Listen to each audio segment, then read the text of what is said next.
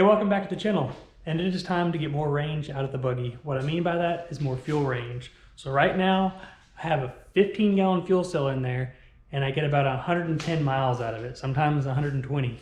I say 15 gallons because it's sold as a 15-gallon fuel cell, but there's really, when you measure it out, there's only about 13 gallons in it. And when I refuel, as soon as the fuel light comes on, it only takes 10 gallons. So I'm only getting usable 10 gallons out of the cell. If I fill it up anymore, it starts to run out of the vent, which I could redo the vent, but that only gives me like an extra gallon. So what I'm gonna do is buy a larger cell.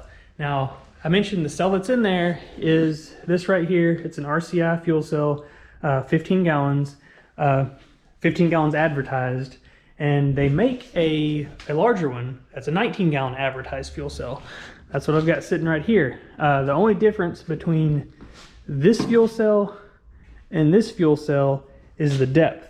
So this one right here is only 9 inches deep, whereas this one is 12 inches deep. So, but even it isn't enough. So it's advertised as 19 gallons, but when you do the calculation on it, it's really only around 18 gallons, just if you measure the length, width, and height and do the math. So it's only 18 gallons. I want more than that. I want to be able to go on a ride with my wife, she takes her 4Runner, and not have to worry about running out of fuel if we're going, you know, on a really long, you know, couple hour drive, 100 miles away or whatever. I don't want to have to carry and rely on a jerry can. I want to have a jerry can just so that if I need it, I can use it, but I don't want to have to rely on that to get me to the destination. It's for emergencies. So what I'm going to do is I'm going to take this fuel cell, I'm going to cut it right here at the top, and then I'm going to add 4 inches to it. That's going to give me a total of a 24-gallon fuel cell. Now, the Jeep that I stripped to pull that stuff off of it had a 20-gallon fuel tank. So it'll be, you know, closer to, it'll be a little more than what a factory Jeep has, but it's going to give me that range. So if I'm getting, you know, 10, 11 miles to the gallon, and I go from 10 gallons of usable to 20 gallons of usable fuel, that's going to double my range.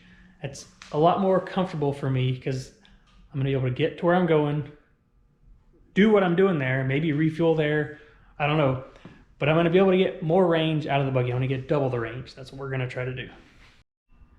Okay, so I mentioned that I'm going to take these strips right here and add 4 inches to the height. So the way I'm going to do that is I'm going to cut this about 1 inch below the top right here. And then that way I'm going to have this piece right here come off. And then I'm going to take these pieces right here. They're 5 inches wide. I'm going to be able to have a 1/2 inch on either side of overlap that I'm going to be able to weld to. And it's going to basically raise the top of it.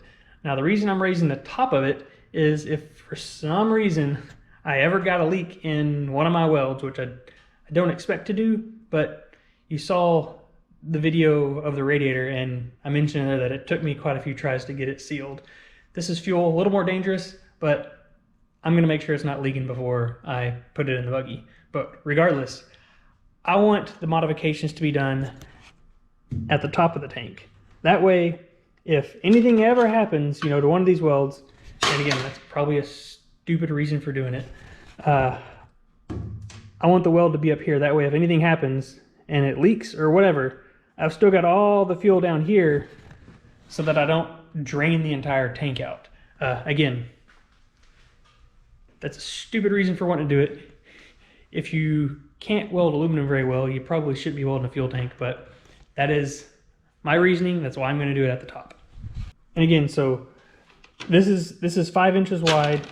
This is going to be cut, and it's going to have a 1/2 inch of overlap on either side. So it's going to give me the full. It's going to give me 4 inches of height out of this. So this is going to go from being a 12-inch tall tank to a 16-inch tall tank. I think that's right. I mentioned that I am not the best at welding aluminum, so I've already started my little practice piece. I've got another one over there, and I think I got the settings finally dialed in right. You know, that's a little nasty where the tack was. There was some goo on there that I thought I had cleaned off, but I didn't. But it seems like it's getting good penetration where I finally got the settings in right. So I'm going to do another one of these passes before I actually weld weld on the tank, but at least I know I'm pretty close to where I need to be. So I'm gonna go get some lunch, then pull the buggy out, cut this fuel cell in half, well, you know, cut the top of it off, and get to modifying. So I've got the line here, marking my cut line, but I think what I'm gonna do is I'm gonna use a cutoff wheel instead of the circular saw to cut this. I used a circular saw to cut the plates that I'm gonna use as a spacer. Once I get it cut, I'm also gonna go through and about an inch to 3/4 inch past this cut, I'm gonna have to flatten out this weld bead. That way when I put the plate on here, it sits flush instead of having a gap. That'll look.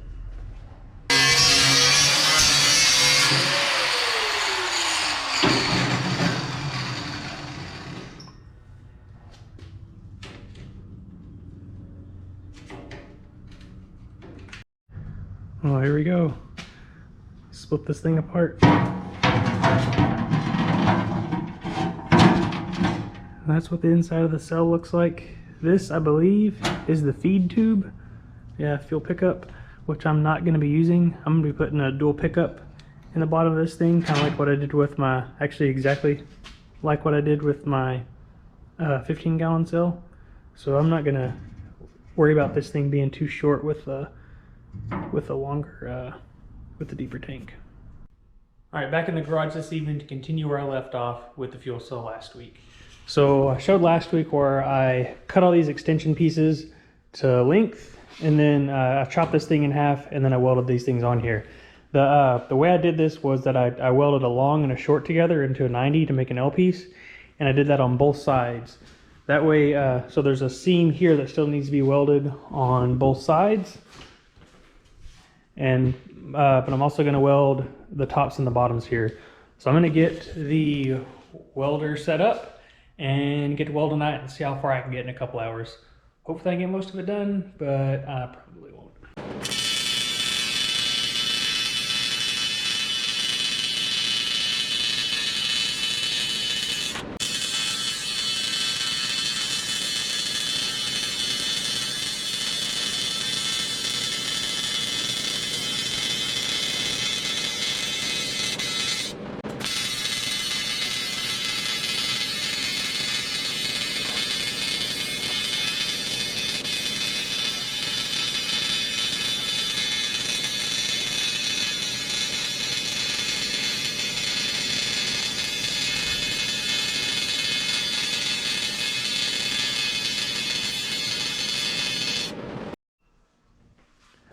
All right, here's the cell all welded up. Now it's time to pressure test it, but before I can do that, I need to put the filler back on, cap off where the sending unit is. I'm gonna join two of these together or put a cap on it, whatever I've got laying around. I think I have some caps for it, but I may just loop a hose. Then I'm gonna put another hose on here and put a Schrader valve on it. That way I can fill it with a little bit of air pressure. But I'm really not looking forward to handling a tank with 195 pounds of water in it. That's going to be interesting. Well, it's time to find out if my welds are going to hold. I've got this thing filled with 25.5 gallons of water, or thereabout. It's about what the tank measures out to be. So I tried to pressurize it, but my little setup here is not airtight. At least you can see here, these bolts, they don't seal very well. So that's one issue. But I think it's leaking from this hose right here. So I'm not going to be able to hold pressure all night long. I think it only had about 5 or 10 psi before it started to leak. But going around the sides here, I don't see anything. Any drip starting to happen. So it looks good. I'm gonna let it sit overnight with it full of water. So I think, at least for now, we're good. My you know, I think I showed when I bought the tank, I found a crack in the bottom here where it looked like it may have gotten dropped. said it was pressure tested, so I'm assuming it happened sometime between that pressure test and putting in the box, because the box didn't have any damage to it. But I got that crack welded up. Then everything that I've added is looking good, so I'll come back at it in the morning and see if it's held all the water or if there's any drips down the side of it. So I'll let you know what happens. Well, here we are the next morning. The tank's had about 12 hours to sit full of water to see if it was going to leak, and there's no leaks. So just showing you again, here's the tank. I went and checked all the seams, all the corners. There's no leaks there. There's nothing wet where I had to repair where there was a crack in the tank when I got it. So that's good. The towels are wet, but it's just because you can see here I got the water filled up real high in here, and it's just going out around the bolts here. And you know, these are just hoses on the threads. They're not sealed very well, so there's water up in here that's leaking out. So I'm pleased with it. It's much better than when the first time I welded up the radiator. The radiator, I think it took me 3 tries to fix all the holes in it. This one, you know, yes, it's not under pressure, but just happy that it ain't leaking. And now to start on the mount. Well, it's been a very long day of work, but I got the mount done for the cell. You see, it's pretty, I don't know, heavy duty as far as a fuel cell mount goes. It's all 1/8 inch angle and strap. Of course, all welded together. Got a little box at the bottom, and this to go around it. So I got little feet down there.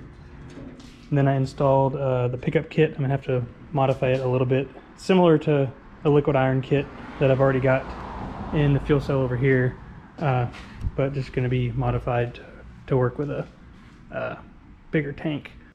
All right, so the fuel pickups that I'm gonna be using on this cell is gonna be very similar to what I'm using on my old cell, which was a kit by Liquid Iron Industries, which it basically is just a bunch of fittings and tubes to be able to do 2 Walbro pickups, 1 on each side of the tank. The problem that I found is that those pickups are more in the center of the tank than at the corners, or at, you know, the front or the back. So I guess in theory that's a good middle ground because it's in the middle. But I wanted something a little bit better because I did have 1 case of the starving for fuel when I was on a really low tank accelerating around a curve. So I'm gonna go with 4 points of pickup, 1 in each corner, using similar components to the Liquid Iron Industries kits. So I've got a compression to quarter pipe thread adapter. So this is 3/8 line, so this is a 3/8 compression fitting. This is a quarter pipe thread T-fitting on each of the 3 ends of it. And then I have a 5/16 barb here that goes to a quarter pipe thread into here. Same thing as on this end, and I'm using submersible fuel hose.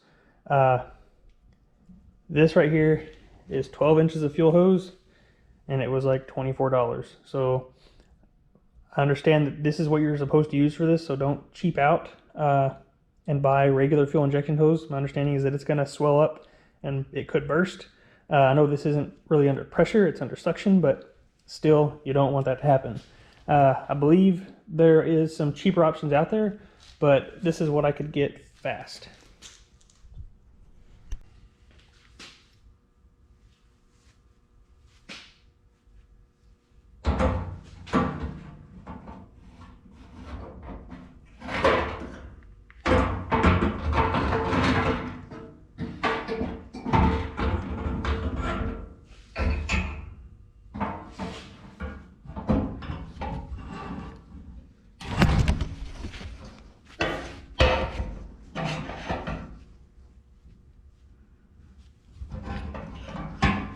Hopefully the camera's still in view. It fell and I had to pick it up. There's that one in. Can we get the last one? And we did. Well, here we are. I got the tank in. Everything's mounted up. I had to scoot my toolbox forward about 1.5 inches or so, just to make sure I had room for hoses and stuff back there, but it still opens. You can see how much bigger this tank is now, what the mount looks like. I had just enough purple paint left over to get the same color on the fuel cell mount. My wife loves purple, so I put a little bit of purple in the buggy for her. I've got the filler neck angled off to the side here. I haven't decided if I'm going to do a remote filler that mounts here, because I just don't know if I want to do that yet. So I've got this one angled off this way. It gives me enough room to use the jerry can.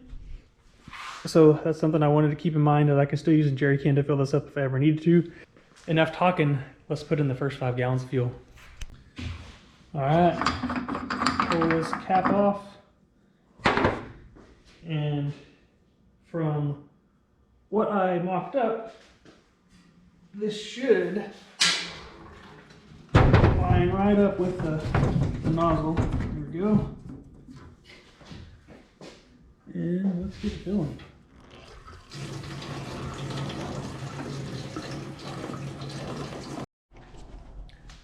Okay, we're back from the gas station, and I put in 18 gallons, 18.08 gallons. So that, on top of the 5 gallons that I had already put in there to get to the gas station, leaves me with 23. So I think I started out looking to get a 24-gallon tank. This one measures out to be about 23 and a half. So I think I'm good, because originally I thought I wasn't going to get past 22 gallons. You can see there's a little bit of room left in here. So but you can see it's pretty full, maybe about an inch or so from the top. So there's still room for more fuel in there if it there you go. There's room for more fuel if I wanted to stretch it. All right, I'm back. It's actually been about 3 months since I filmed the first part of the video. I'm gonna go over and give you my final thoughts on the fuel cell upgrade and show you the jerry can mount that I built. First thing that I'm gonna go over is the jerry can mount. It's built out of 1/8 inch plate. Just made a little box for it. I've got it mounted to this back tube right here, and then it's got some 3/8 inch blocks welded to it that you can see the ratchet strap mounts onto. It's a 5-gallon steel jerry can. Okay, so now for my thoughts on the performance of the new extended range fuel cell. My wife and I just recently took a trip up into the Ozarks. We hit a couple of places up there. The round trip was 238 miles, but before we left to come back, I went ahead and threw the 5 gallons from the jerry can into the tank. I knew it was already gonna be really close on being able to make it home with what my fuel economy was and how much fuel I had left. So I wanted to just go put that in there so I didn't have to worry about stopping anywhere. Made it back home, went back to the gas station, filled it up, and it filled up with, I think it was like 14 3/4 gallons, which if you add the 5 gallons from the jerry can to that, it meant that the total trip I used like 19 3/4 gallons. Rounded up to 20 gallons, say, that used up most of what was in the cell, because the cell can hold 23 gallons now. That gives me a range, if I want to stretch just the cell, of about 238 miles. If I were to go to where I had 5 gallons left, it's gonna be about 216 miles. So I think it's overall, it's a success. I was getting 100, 110 before. Now I can get about 220. So doubled my range. And then, not to forget, I've got the jerry can there, which 5 gallons, I'm getting 12 miles a gallon, is what, another 60 miles. So theoretically, I could almost get 300 miles out of this whole setup now, which is way better than it was before. But I think I've rambled on enough. This long video is finally going to come to an end. So I hope you guys liked it. If you did, give it a thumbs up and subscribe if you want to see some more content. Thanks.